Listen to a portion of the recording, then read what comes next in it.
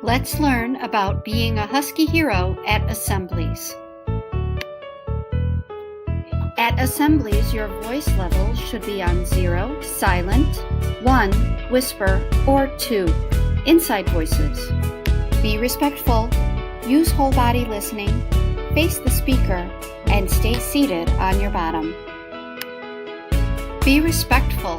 Voices are on 0 when presenters are speaking. Be respectful.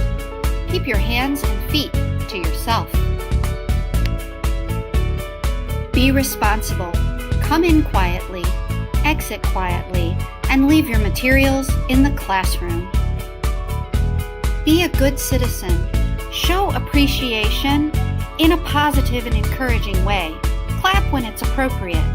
Represent yourself and your school well. And remember, when the teacher says Husky, you should reply Hero. And then your voice should be on 0. Thanks for watching, Huskies.